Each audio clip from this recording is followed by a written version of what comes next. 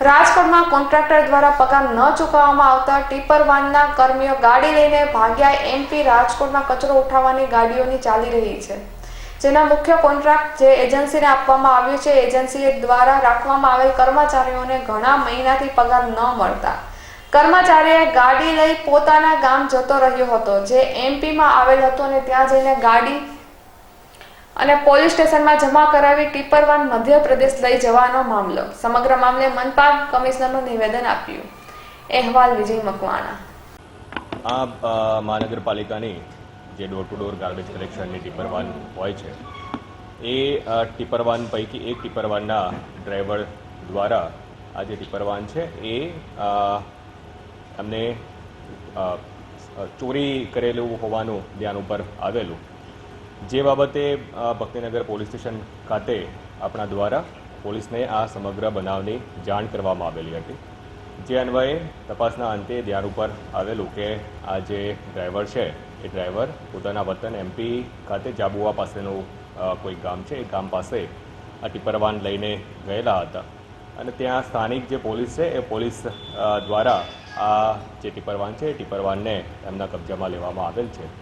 અત્રેની જે પોલીસ છે, પોલીસ દ્વારા સામે એમપી પોલીસ સાથે આ બાબતે કોઓર્ડિનેશન કરવામાં આવેલું છે, અને ટૂંક જ સમયમાં અત્રેની જે પોલીસની ટીમ છે એ પોલીસની ટીમ ત્યાં લોકલ લેવલે જે પણ એમના કક્ષાની જે કાર્યવાહી છે હેન્ડઓવર કરવા માટેની એ પૂર્ણ કરી અને એ મહાનગરપાલિકાને અત્રે આવી અને આપણી ટીપર વાન છે એ હેન્ડઓવર કરનાર છે.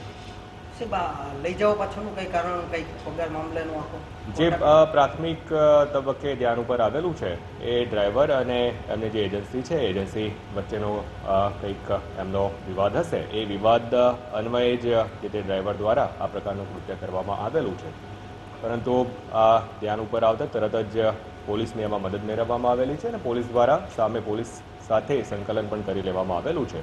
અને મેં વાત કરી એમ જે અમારી ટીમ છે પોલીસ સાથે સતત સંકલનમાં છે, અને આપણી પોલીસ દ્વારા સામેની પોલીસ સાથે સંકલન કરી 1-2 દિવસમાં જ આ ટીપર વાન પરત લાવવાની પણ કાર્યવાહી એમાં કરનાર છે. એ આપણી જે પોલીસ છે પોલીસ સામેની પોલીસ સાથે સંકલનમાં છે, ને આપણી ટીમ ત્યાં જવાની પણ છે. એટલે મેં વાત કરી એમ જે આ પોલીસ તપાસનો વિષય છે, એટલે પોલીસ દ્વારા એમાં જે કાર્યવાહી કરવાની થતી હશે, અને અમારા પક્ષે પણ પોલીસના માર્ગદર્શન હેઠળ ફર્ધર કોઈ અન્ય એફઆઈઆર અથવા તો અન્ય બીજી કોઈ અમારા પક્ષે કરવાની થતી હશે તો જે પોલીસ તરફથી એવા આપણને ગાઈડન્સ આપવામાં આવશે એ પ્રકારની પણ કાર્યવાહી કરીશું. અને સાથે સાથે જે એજન્સી છે એ એજન્સીને વિરુદ્ધ પણ જે અમારે કાર્યવાહી કરવાની થાય છે, દંડાત્મક કાર્યવાહી, એ કાર્યવાહી પણ અમે ચોક્કસપણે એમાં હાથ ઉપર ધરેલી છે, કેમ કે અલ્ટિમેટલી એજન્સીની પણ જવાબદારી છે. એજન્સી અને એના વ્યક્તિની એ આંતરિક પ્રશ્નના કારણે આ પ્રકારનો બનાવ બને એ ઉચિત નથી.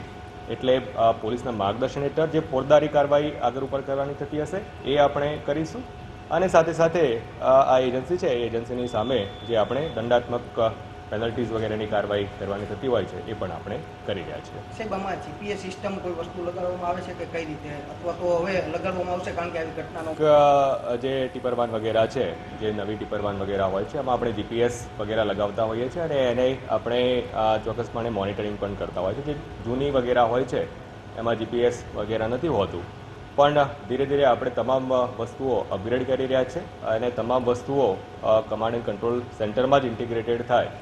ડેઇલી જે કામગીરી છે એ પણ કમાન્ડ એન્ડ કંટ્રોલ સેન્ટરમાં જ આપણે ઇન્ટિગ્રેટ થાય એ પ્રકારની તબક્કાવારની કામગીરી આપણે હાથ ઉપર ધરેલી છે, ને એ જ પ્રમાણે આપણે કામગીરી પણ હાલમાં કરી રહ્યા છીએ.